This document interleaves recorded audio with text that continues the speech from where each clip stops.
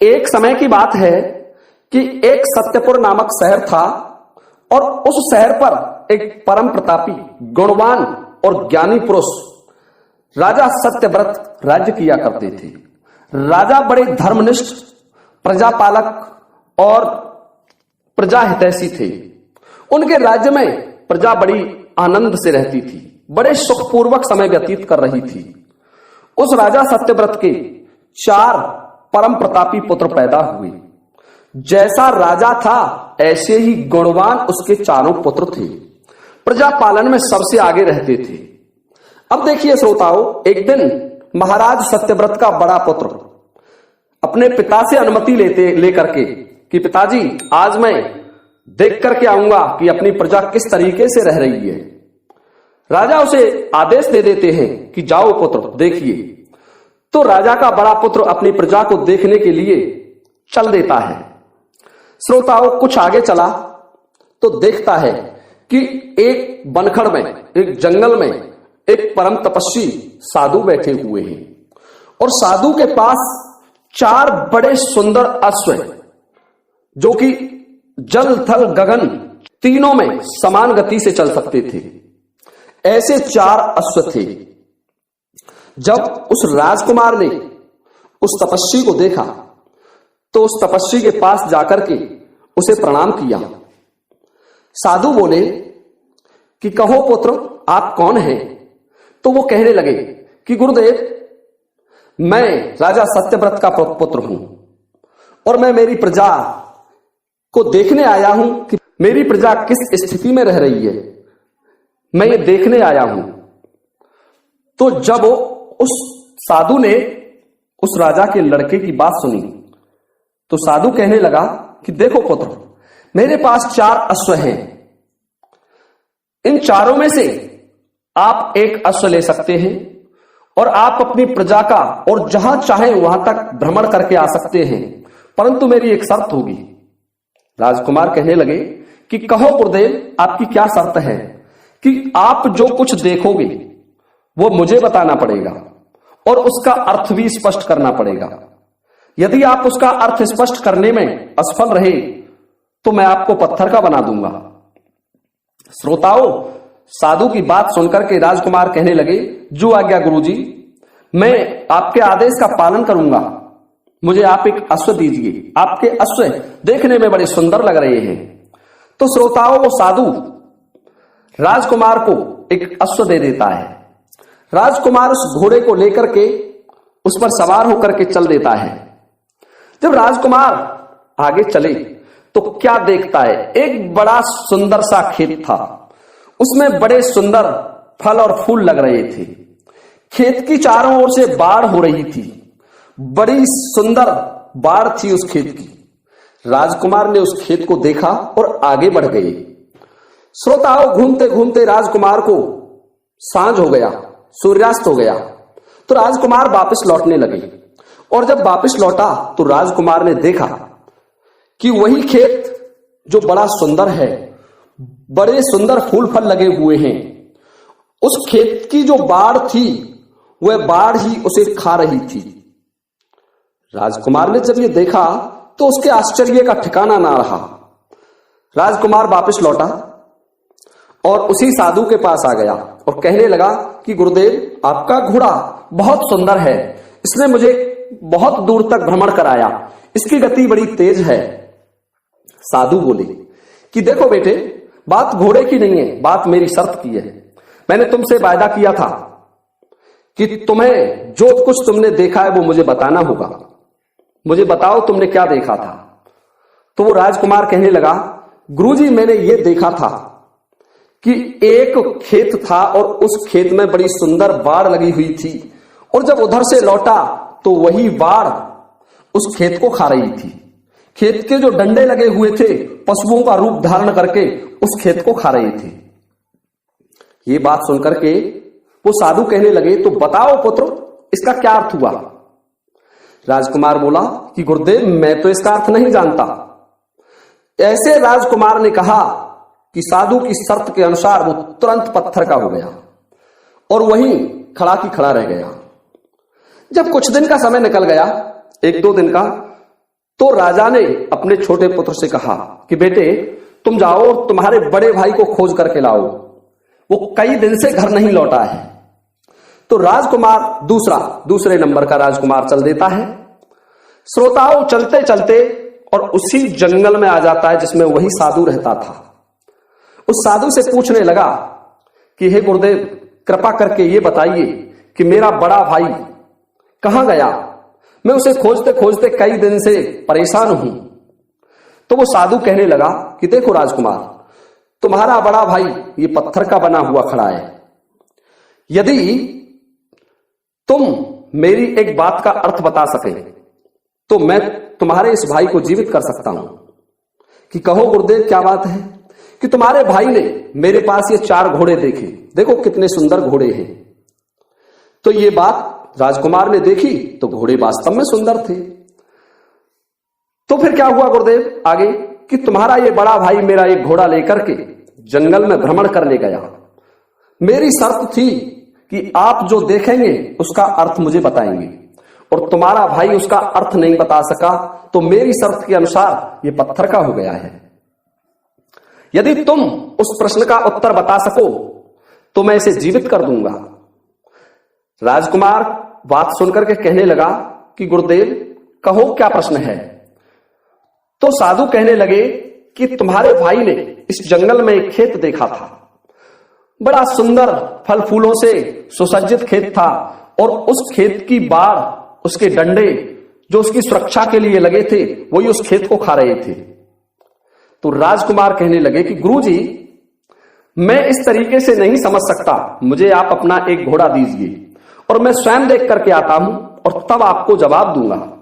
श्रोताओं, दूसरा राजकुमार भी एक घोड़ा लेकर के चल देता है और जंगल में पहुंच जाता है। तो क्या देखता है कि एक गाय ब्याई हुई थी, हाल की, बहुत जल्दी ही ब्याई थी, और उस गाय की जो बछिया थी वो बछिया अपनी माता को दूध पिला रही थी। तो उसके आश्चर्य का ठिकाना ना रहा। राजकुमार उसे देख करके वापस लौट आता है और आकर के साधु से कहने लगा कि गुरुदेव, आपका अश्व, ये घोड़ा है, बड़ा सुंदर है, बड़ा शानदार है, इसकी गति बहुत अच्छी है। साधु कहने लगे, राजकुमार ध्यान से सुनो, मेरी शर्त के अनुसार आपने जो देखा है उसे मुझे बताइए। तो राजकुमार कहने लगे, गुरुजी, मैंने देखा कि एक गाय जो हाल की ब्याई हुई थी और जो उसकी बछिया थी वो अपनी मां को दूध पिला रही थी। तो इसका अर्थ बताइए आप क्या है? साधु कहने लगे कि गुरुदेव, मैं तो नहीं बता सकता। जब राजकुमार ने यह कहा तो दूसरा राजकुमार भी पत्थर का हो जाता है। अब देखिए श्रोताओं, जब 2 दिन और निकल गए तो राजा सत्यव्रत को फिर चिंता सताने लगी। राजा सत्यव्रत ने अपने तीसरे नंबर वाले पुत्र से कहा कि बेटे, तुम्हारे 2 बड़े भाई न जाने कहां चले गए, तुम जाओ और उन दोनों को खोज करके लाओ। तो श्रोताओं, राजा सत्यव्रत का तीसरे नंबर वाला पुत्र चलता है और उनको खोजते खोजते उसी जंगल में उसी साधु के पास आ जाता है। साधु के वहां सुंदर घोड़े देखे तो राजकुमार का मन उन घोड़ों की तरफ आकर्षित हो गया। वो साधु के पास आया और साधु से कहने लगा कि गुरुदेव, मेरे 2 बड़े भाई न जाने कहां खो गए, मैं आपके इन घोड़ों को लेना चाहता हूं, क्या मुझे एक घोड़ा देंगे ताकि मैं अपने बड़े भाइयों को खोज सकूं? तो साधु कहने लगे कि राजन, ध्यान से सुनो, तुम्हारे दोनों बड़े भाई ये मेरे पास पत्थर के बने हुए खड़े हैं। कि क्यों गुरुदेव? कि ये भी इसी तरीके से घोड़े लेकर के गए थे, पर मेरे घोड़ों की एक शर्त होती है, जो इन पर बैठकर जाएगा और जंगल में जो कुछ देखेगा वो मुझे बताना होगा और उसका अर्थ भी बताना होगा। यदि तुम्हारे दोनों भाइयों को जीवित देखना चाहते हैं तो मैं आपसे पूछूं, उन 2 प्रश्नों के अर्थ बता दीजिए। कि कहो गुरुदेव, क्या प्रश्न है आपकी? कि पहला प्रश्न, तुम्हारे बड़े भाई ने देखा था एक बड़ा सुंदर सुसज्जित खेत था जिसमें फूल फल लगे हुए थे और उसकी बाढ़ उस खेत को खा रही थी। दूसरा प्रश्न, तुम्हारे छोटे भाई ने देखा था एक हाल की ब्याई हुई गाय, एक गाय थी जो ब्याई हुई थी और वो अपनी बछिया का दूध पी रही थी। बताइए आप। राजकुमार कहने लगा कि गुरुदेव आप मुझे घोड़ा दीजिए, मैं वहीं जाकर के देखूंगा और तब आपके प्रश्नों का जवाब दूंगा, वहां समझ कर आऊंगा। गुरुदेव कहने लगे कि ले जाइए, आप मेरा एक घोड़ा ले जा सकते हैं। तो श्रोताओं, उनमें से एक सुंदर सा घोड़ा लेकर के तीसरे नंबर का राजकुमार भी चल देता है। जंगल में गया, जब वापस लौट रहा था तो क्या देखा, एक व्यक्ति के सिर पर एक लकड़ियों का बहुत बड़ा गट्ठर रखा हुआ है और उसके दोनों हाथों में लकड़ी लगी हुई है और रास्ते से पड़ी हुई लकड़ियां और बीनने की कोशिश कर रहा है, लकड़ियां उठाने का प्रयास कर रहा है। उसे देख करके वह वापस आ जाता है और साधु उस राजकुमार से पूछने लगा कि कहो राजकुमार, आपने क्या देखा, बताइए। कि गुरुदेव मैंने देखा एक व्यक्ति जिसके सिर पर लकड़ों का गट्ठर रखा हुआ था, उसके हाथों में लक्कड़ लगे हुए थे और फिर भी वो मार्ग में से लकड़ियां उठाने की कोशिश कर रहा था। तो साधु कहने लगे कि बताओ राजन, इसका अर्थ क्या है। कि गुरुदेव मैं नहीं बता सकता। इतना कहा तीसरे राजकुमार ने, वह भी पत्थर का हो जाता है। जब 2 दिन का समय निकल गया और तो राजा ने विचार किया कि मेरे तीनों राजकुमार नहीं लौटे, तो इसलिए महाराज ने अपने चौथे सबसे छोटे राजकुमार को बुलाया और उससे कहा, पुत्र तुम जाओ और देख करके आओ कि तुम्हारे 3 भाइयों का क्या हुआ। तुम्हारे तीनों भाई आज तक नहीं लौटे, इसके पीछे क्या कारण है। श्रोताओं, चौथे नंबर का राजकुमार भी चल देता है और घूमते हुए उसी साधु के पास आ जाता है। संयोगवश साधु के आश्रम में पहुंच करके सोचा कि साधु को पता होगा, साधु से पूछता हूं। तो उस राजकुमार ने उस साधु को प्रणाम किया और कहने लगा कि हे गुरुदेव, मुझसे बड़े मेरे 3 भाई न जाने कहां भटक गए, क्या आप बता सकते हैं। तो साधु कहने लगे, अवश्य राजन, ये तीनों पत्थर की प्रतिमाएं देख रहे हैं आप, ये तुम्हारे 3 भाई हैं। कि क्यों गुरुजी, कि इनको मैंने पत्थर का बनाया है। कि इसके पीछे क्या कारण है कि इन्होंने यात्रा करने के लिए मुझसे घोड़े मांगे और मेरे घोड़ों की शर्त होती है कि जो आप देख करके आओगे उसे मुझे बताओगे और उसका अर्थ भी बताओगे। तो तुम्हारे भाई उन प्रश्नों का अर्थ बताने में असफल रहे, इसलिए पत्थर के हो गए। यदि आप इन तीनों के प्रश्नों का अर्थ बता दें तो तीनों जीवित हो जाएंगे। श्रोताओं, राजकुमार ने जब उस महात्मा की बात सुनी तो महात्मा से कहने लगे कि आप बताएं। तो चौथे नंबर का राजकुमार कहने लगा कि गुरुजी आप अपने प्रश्न बताएं। तो साधु ने अपने तीनों प्रश्न जो तीनों बड़े राजकुमारों ने देखे थे उस छोटे राजकुमार को बता दिए। तो छोटा राजकुमार, चौथे नंबर का राजकुमार कहने लगा कि गुरुजी आप अपना घोड़ा दीजिए, मैं देख करके आऊंगा, वह समझूंगा और तब आपको जवाब दूंगा। तो वो चौथे नंबर वाला राजकुमार भी एक घोड़ा लेकर के उस जंगल को चल देता है। तो जब जंगल में उधर से लौट रहा था तो देखता है कि 7 कुआं बने हुए हैं और उनके बीच में एक कुआं है। तो राजकुमार ने देखा कि पहले उस बड़े कुएं ने, जो बीच में कुआं था, उसने उन 7 कुआओं को भर दिया और जब उस कुआं को आवश्यकता पड़ी, बड़े कुआं को, तो वो 7 कुआं मिलकर उस कुआं को नहीं भर पाए।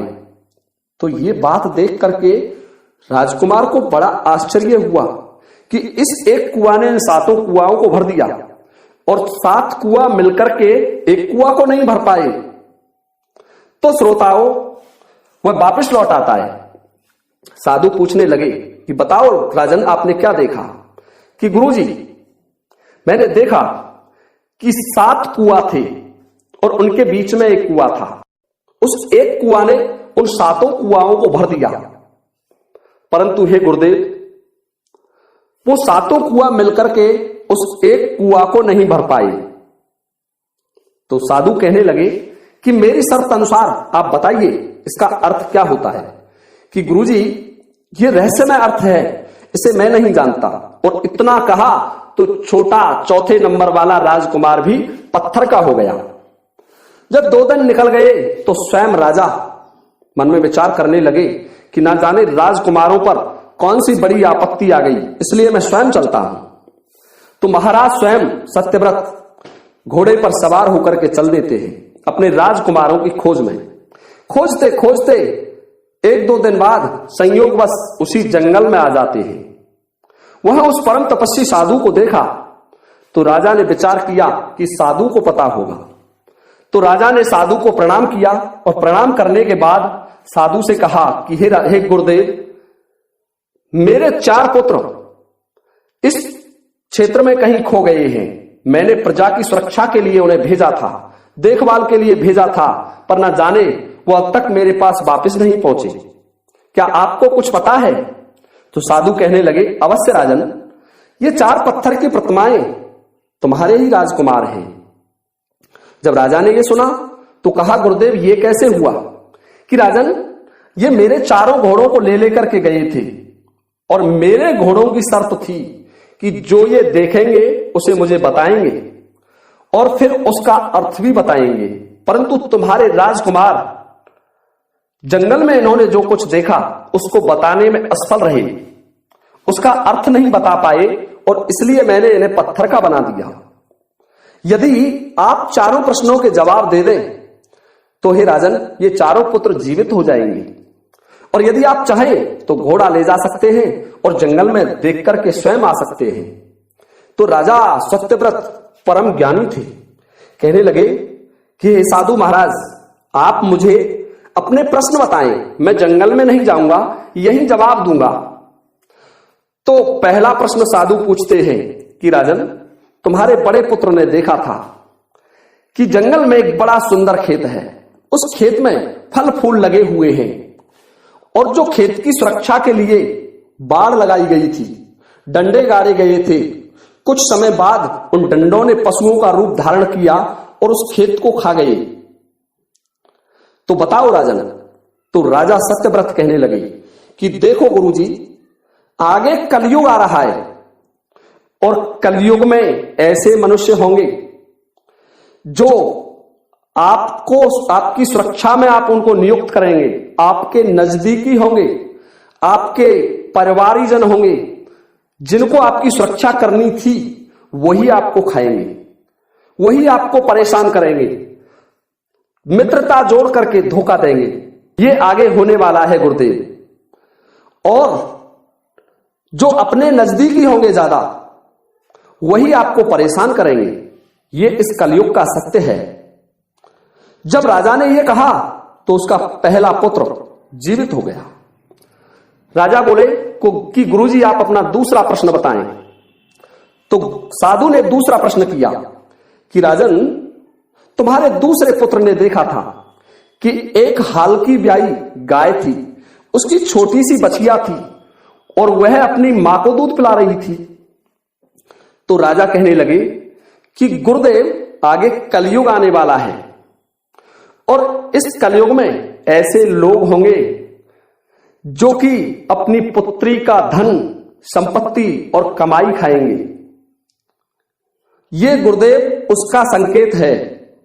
अपनी पुत्री का माल खाएंगे, अपनी पुत्री का धन खाएंगे, अपनी पुत्री का जो संपत्ति है उसका हरण कर लेंगे। अर्थात वो बछिया इसका संकेत दे रही थी कि आगे ऐसा समय आ रहा है कि लोग पुत्री का धन भी नहीं छोड़ेंगे। जब ये बात राजा ने कही तो राजा का दूसरा पुत्र जीवित हो जाता है। साधु बड़े प्रसन्न हुए। अब राजा साधु से कहने लगे कि हे साधु महाराज, आप अपना तीसरा प्रश्न बताएं।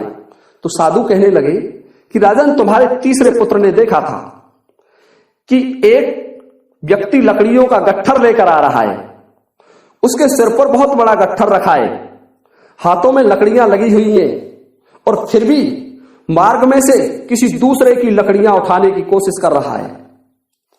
यह क्या बात है? तो राजा कहने लगे कि हे गुरुदेव, आगे इस कलयुग में ऐसे ही मनुष्य पैदा होंगे। वो अपनी संपत्ति से संतोष नहीं करेंगे, वो दूसरे की संपत्ति को छीनने की कोशिश करेंगे, अपने पास कितनी ही संपत्ति होने के बाद भी वो गरीबों का शोषण करेंगे, गरीबों की संपत्ति को छीनेंगे। ये कलयुग में होने वाला है। जब साधु ने ये बात सुनी तो साधु बड़े प्रसन्न हुए और राजा का तीसरा पुत्र भी जीवित हो जाता है। राजा बोले कि हे साधु, आप अपना चौथा प्रश्न भी बताएं। तो साधु कहने लगे कि आपके चौथे पुत्र ने देखा था राजन कि एक जंगल में एक मध्य में बीच में कुआं था और उसके चारों ओर 7 कुआं थे। तो उस बीच वाले कुआं ने उन 7 कुआओं को भर दिया, परंतु जब आवश्यकता पड़ी तो वो 7 मिलकर के उस एक कुआं को नहीं भर सके। तो राजा सत्यव्रत कहने लगे कि देखो साधु महाराज, आगे ऐसा होगा कि एक एक पिता के 7 पुत्र होंगे। ये कलयुग का सत्य है। और एक पिता उन 7 पुत्रों का भरण पोषण करेगा, उन्हें सुसज्जित और योग्य बनाएगा, उनका पेट भर देगा, उनका पालन पोषण कर देगा। परंतु हे गुरुदेव, वो 7 मिलकर के उस एक पिता के पेट को नहीं भर पाएंगे। ये कलयुग का सत्य है। और श्रोताओं, आप देख रहे हैं कि आजकल अनाथ वृद्धाश्रमों में अपने वृद्धों को छोड़ देते हैं। कितने अफसोस की बात है। तो ये इस कलयुग का सत्य है। राजा की बात जब साधु ने सुनी तो बड़ा प्रसन्न हुआ और राजा का चौथा पुत्र भी जीवित हो गया। राजा बड़ा प्रसन्न होता है और उस साधु के चरणों में प्रणाम करके श्रोताओं अपने 4 पुत्रों सहित हंसी खुशी अपनी राजधानी